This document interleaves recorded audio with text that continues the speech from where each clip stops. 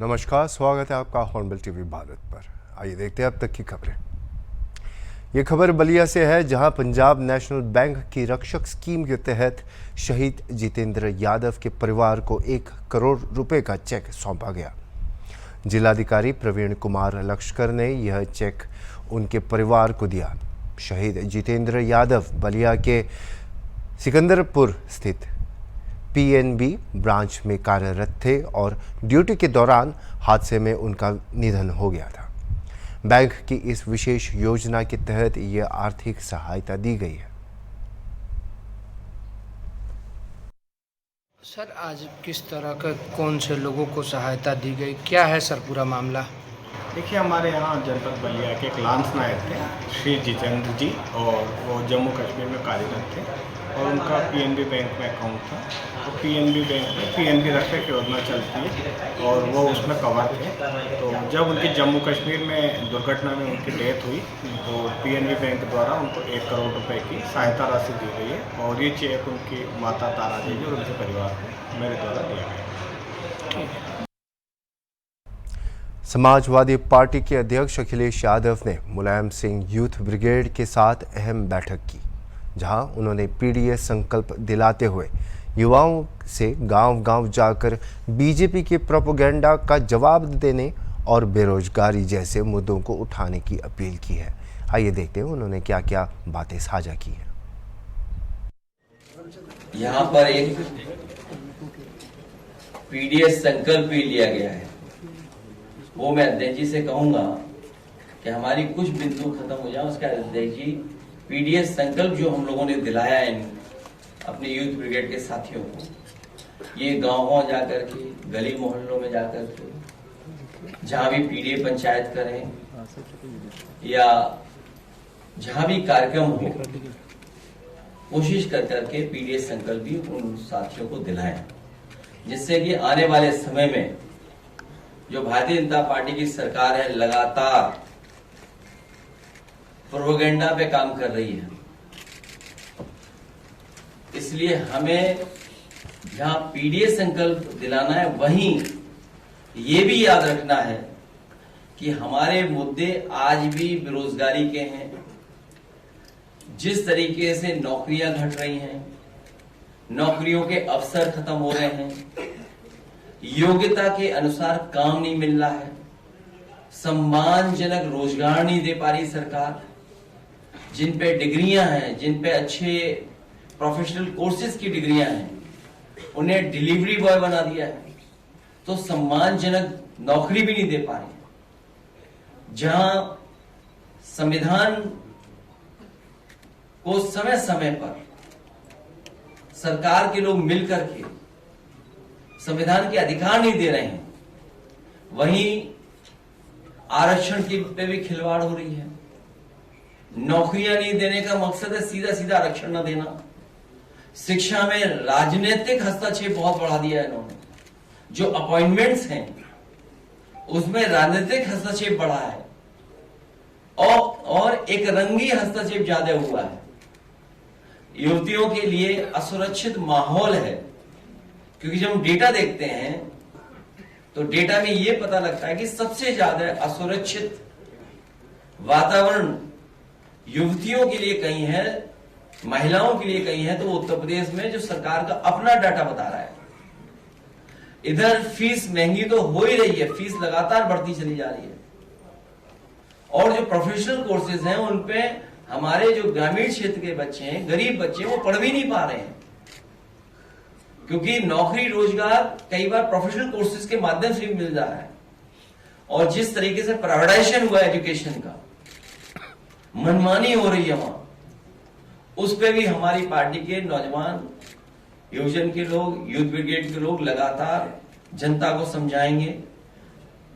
इधर ऑनलाइन सब कुछ अवेलेबल है, लेकिन गरीब के लिए ऑनलाइन अभी भी थोड़ी बहुत परेशानी की बात है, क्योंकि जिस तरह के उनके पास इंतजाम होने चाहिए, गरीब के पास वो सुविधा नहीं है जो अमीर के पास है।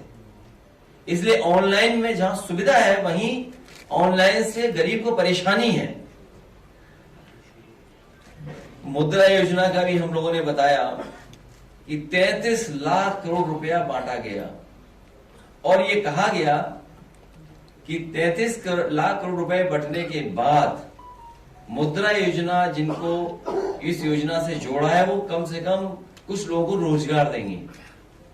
अगर हम सरकार का ही कहना मान लें, जिस तरीके से 52 करोड़ लोगों को इन्होंने मुद्रा लोन दिया 33 लाख करोड़, अगर 52 करोड़ लोगों को जिनको मिला है, अगर एक व्यक्ति को भी नौकरी दी हो, एक व्यक्ति को भी नौकरी दी हो या एक व्यक्ति को भी रोजगार दे दिया हो। मध्य प्रदेश के नेता प्रतिपक्ष उमंग सिंघार ने इंदौर में प्रेस वार्ता कर कांग्रेस के संविधान बचाओ अभियान की घोषणा की। उन्होंने भाजपा सरकार पर नागरिक अधिकारों पर हमला करने का आरोप लगाया और सामाजिक, आर्थिक व राजनीतिक न्याय की मांग करते हुए जातिगत जनगणना व आरक्षण बढ़ाने जैसे मुद्दे उठाए। हमारे चेयरमैन साहब, बागड़िया साहब, प्रोफेशनल कांग्रेस के नीलाभ जी, सम्मानित सच जी, सम्मानित हमारे संतोष जी, सम्मानित अध्यक्ष जी, सम्मानित हमारे डॉक्टर साहब आनंद जी, सम्मानित अमित भाई, प्रमोद भाई, सम्मानित हर्ष भाई, और निश्चित तौर से जिस प्रकार से भारतीय जनता पार्टी की सरकार, केंद्र की सरकार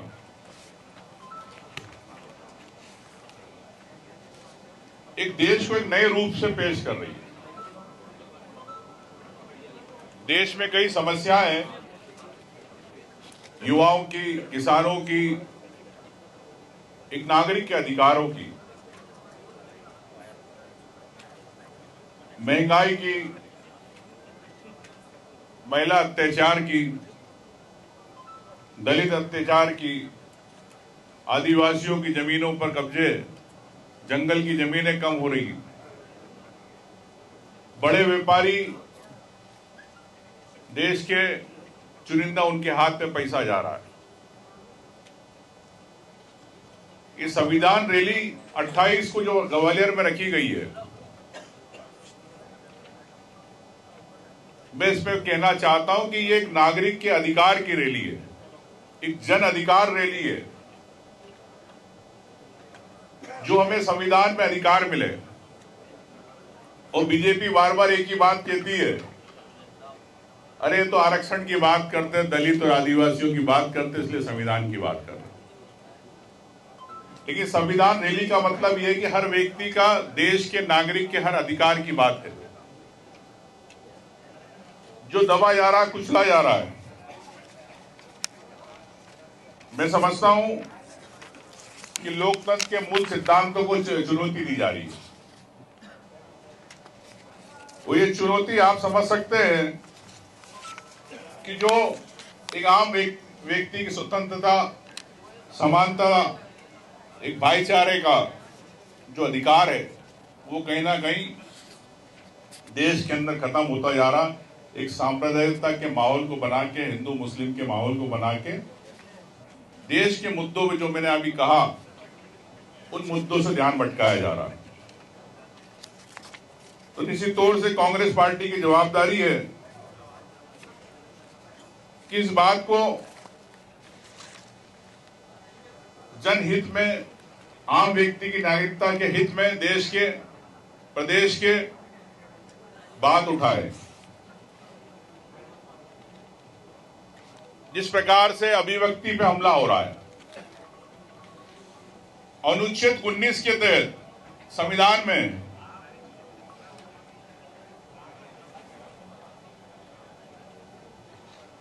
एक अधिकार है कि हर व्यक्ति अपनी अभिव्यक्ति कर सकता है। लेकिन आप देखते हैं जिस प्रकार से सोशल मीडिया पर अगर किसी ने आलोचना कर दी सरकार की, तो उस पर केस दर्ज हो जाता, देशद्रोह लग जाता, आईटी एक्ट लग जाता, कानूनों का दुरुपयोग माना जाता। मतलब अगर कोई व्यक्ति अगर अपनी बात जनहित में कहना चाहता, देश हित में कहना चाहता, प्रदेश हित में कहना चाहता, तो उसको रोक दिया जाता है कानूनों की आड़ में तानाशाही करके।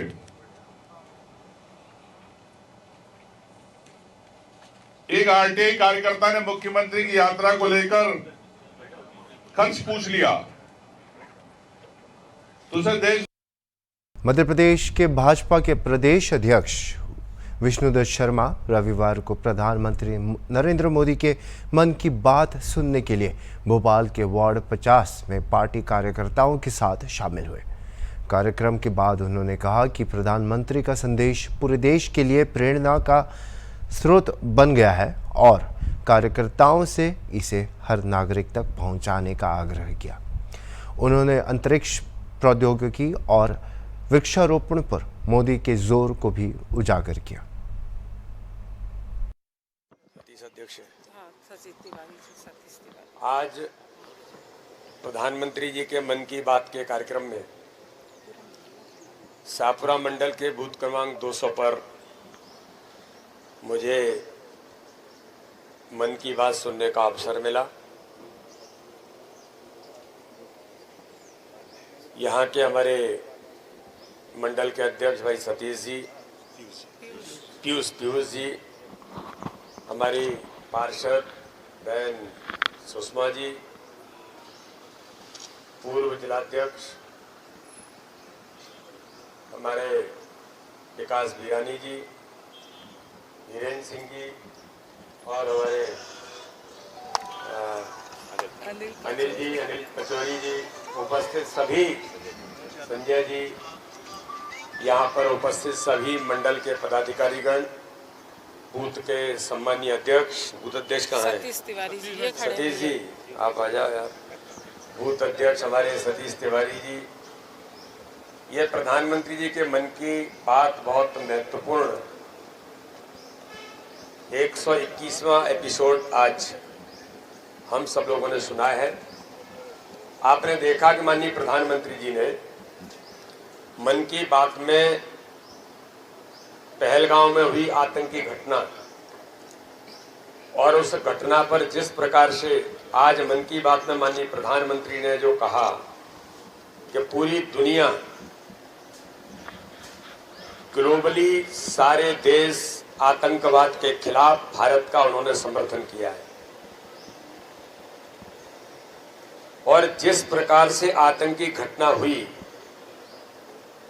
हिंदुओं में पूरी दुनिया के अंदर जो आक्रोश है कि जिस प्रकार से धर्म पूछकर देखकर जो घटनाएं, एक नृशंस कृत्य जो हुआ, आज पूरी दुनिया इसकी आलोचना तो कर ही रही है। आतंकवाद को समाप्त करने का संकल्प माननीय प्रधानमंत्री नरेंद्र मोदी जी, देश के गृह मंत्री माननीय अमित शाह जी और पूरी सरकार आज इस अभियान में संकल्प के साथ जुटी है। 140 करोड़ भारतीय लोगों का संकल्प है कि आतंकवाद भारत नहीं पूरी दुनिया से समाप्त होगा और इसकी शुरुआत हो गई है। माननीय प्रधानमंत्री जी ने आज के मन की बात में स्पेस टेक्नोलॉजी के बारे में कहा कि जब एक बार हम अभियान में हमारे वैज्ञानिक अथक मेहनत के बाद सफल नहीं हुए तो फिर उन्होंने प्रयास किया, माननीय प्रधानमंत्री ने उन्हें संबल दिया, तो इस दिशा में उन्होंने फिर इसकी शुरुआत की और हम स्पेस टेक्नोलॉजी में दुनिया का नेतृत्व कर रहे हैं। उन्होंने प्राइवेट सेक्टर के बारे में भी कहा, प्राइवेट सेक्टर में भी अब स्पेस टेक्नोलॉजी में बड़ी संख्या में लोग आ रहे हैं। तो इस प्रकार से माननीय प्रधानमंत्री जी ने मन की बात के कार्यक्रम के माध्यम से डॉक्टर कस्तूरी रंगन जो इस देश के शिक्षा नीति से लेकर के शिक्षा को आज के आधुनिक परिवेश में उन्होंने जो अपनी भूमिका निभाई, उन्हें श्रद्धांजलि भी दी, उनको याद किया। तो ऐसे कई बातों का उल्लेख माननीय प्रधानमंत्री जी ने जो किया है। अभी आगामी आने वाली 5 जून को मन के एक पेड़ मां के नाम जो अभियान शुरू किया था माननीय प्रधानमंत्री जी ने, दुनिया में इतिहास बनाया कि 140 करोड़ से ऊपर पौधे अपनी अपनी मां के नाम जो लोगों ने लगाए, इसका इतिहास बन रहा है। और इस अभियान को जनता ने, आम सब लोगों ने जो स्वीकारोक्ति दी, तो माननीय प्रधानमंत्री जी का आह्वान है, मैं भी आप सबसे अनुरोध करना चाहता हूं कि अगर हमने पेड़ लगाया है और नहीं लगाया है तो 5 जून आने वाला 1 वर्ष पूरा होगा, तब तक हम भी एक पेड़ अपनी मां के नाम लगाएं और इस अभियान में हम सब सम्मिलित हों। तो इसलिए ऐसी एक नहीं कई प्रकार की बातें दुनिया के अंदर जो हो रही है, वो भूकंप के बारे में कहा कि म्यांमार की भूकंप में वसुधैव कुटुंबकम की कल्पना पर जो हमारी संस्कृति है कि हम विश्व को परिवार मानते हैं, तो अपनी टीमों ने जाकर के म्यांमार में जो काम किया भूकंप पर, वहाँ की सरकार ने, वहाँ की जनता ने, वहाँ के लोगों ने जो एप्रिसिएशन किया, हमारे जो दल वहाँ पर गए, तो ये साबित करता है कि भारत विश्व एक परिवार की कल्पना पर ही काम करता है। दुनिया सुखी रहे, सर्वे भवन्तु सुखिनः सर्वे सन्तु निरामः, इन सारी बातों पर आज मन की बात में माननीय प्रधानमंत्री जी ने हम सब लोगों को, जो जनता के मन की बात है, उसको अपने सामने रखा है। हम माननीय प्रधानमंत्री जी का अभिनंदन करते हैं। विश्व हिंदू परिषद और बजरंग दल ने कमल ताकीज चौक पर पहलगाम आतंकी हमले के पीड़ितों को श्रद्धांजलि दी और आतंकियों का पुतला फूंका। हिंदुओं का धर्म पूछकर उनकी हत्या किए जाने से आक्रोशित लोगों ने आतंकवाद और पाकिस्तान के खिलाफ नारे लगाए और सरकार से सख्त कार्रवाई और कड़ा जवाब देने की मांग भी की।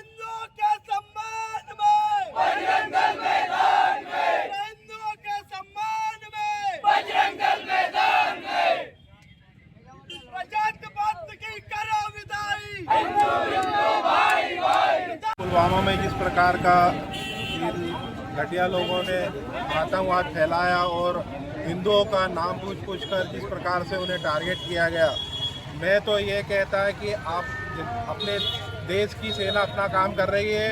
हर हिंदू को हर घर से अपना अपना एक निश्चय एक ये बनाना पड़ेगा उद्देश्य, और समस्त हिंदुओं को संगठित होकर इस प्रकार के जो आतंकवादी है, अपने अपने शहर में, अपने अपने मोहल्लों में भी कई प्रकार के आतंकवादी पैदा हो रहे हैं, और जो है अपने बीच में कई गद्दार लोग हैं, उन्हें भी चिन्हित करना है। और आगे क्या करना है, सरकार अपना काम करेगी। हर हिंदू को अपना क्या करना है वो अब योजना बनाना पड़ेगी। क्या नाम है आपका? मैं प्रेम पटेल, विश्व हिंदू परिषद जिला अध्यक्ष। आज विश्व हिंदू परिषद के नेतृत्व में सकल हिंदू समाज ने पुलवामा में जो आतंकवादी हमला हुआ पहलगाम में हिंदुओं के ऊपर, हिंदू धर्म के ऊपर आतंकवादी हमला हुआ है, उन आतंकवादियों का हिंदू समाज ने पुतला दहन किया है और जो दिवंगत आत्मा है उन्हें पुष्पांजलि अर्पित की है। हम सरकार से यह मांग करते हैं कि इन आतंकवादियों को उनके औकात दिखानी चाहिए। यह नाम पूछ के, धर्म पूछ के सकल हिंदू समाज को चिन्हित करके, टारगेट करके मार रहे हैं। हम कब तक ऐसे चुप स्थिति में बने रहेंगे? हम प्रधानमंत्री मोदी जी से आह्वान करते हैं कि वह इन्हें इनके औकात दिखाए और इनको उनके देश तक छोड़ के आए। मैं विश्व हिंदू परिषद जिला मंत्री संतोष पंडित। मुरादाबाद में ईसाई समुदाय के लोग पहलगाम आतंकी हमले के पीड़ितों के लिए शोक व्यक्त करने के लिए पीली कोठी चर्च में एकत्र हुए। एक विशेष प्रार्थना आयोजित भी की गई और पुलिस को एक ज्ञापन सौंपा गया जिसमें सरकार से सख्त कार्रवाई करने और आतंकवाद को खत्म करने का आग्रह भी किया गया। मेरा नाम रेवरेंड रोहित मैसी है और मैं फिलिप मेमोरियल मेथोडिस्ट चर्च में पास्टर हूँ। सर, पहलगाम में एक घटना हुई है, आतंकवादियों के द्वारा घटना को अंजाम दिया गया। आज क्या प्रार्थना की गई? सर, आज जितने भी शोकित परिवार हैं उन सब के लिए प्रार्थना की गई कि ईश्वर उन परिवारों को तसल्ली बख्शे, क्योंकि एक बहुत बड़ी क्षति उन परिवारों को हुई है और उसमें इंदौर का एक मसीह परिवार भी था। लेकिन हमारे सिर्फ मसीह परिवार से मतलब नहीं है, हमारे देश का हर एक इंसान से हमारा मतलब है और हम समस्त देशवासियों के लिए प्रार्थना करते हैं। और हमारे लिए बहुत बड़ा दुख का पल रहा जब हमें पता चला कि पहलगाम में इस तरीके से आतंकवादी घटना हुई है। जिन्होंने इस तरीके की घटना को अंजाम दिया उनके खिलाफ किस तरीके का रहे? सर, हम लोग तो आपस में देश प्रेमी लोग हैं, हम लोग आपस में एक दूसरे की मज़हब की इज़्ज़त करते हैं, लेकिन हमारा पड़ोसी मुल्क जिस तरीके से बार बार इन घटनाओं को अंजाम दे रहा है, एक सख्त कार्रवाई हमारे प्रधानमंत्री साहब की तरफ से होनी चाहिए। हमारे पे हर चीज़ है, हम पे अच्छी सेना है, अच्छा सब कुछ है, लेकिन एक अच्छा जवाब की बहुत ज़रूरत है और इस समय मसीह समाज यही बात कहना चाहेगा कि एक अच्छे जवाब को दिया जाए जिससे कि हमारा देश सुरक्षित रहे। अभी के लिए इतना ही और खबरों के लिए आप देखते रहिए हॉर्नबिल टीवी।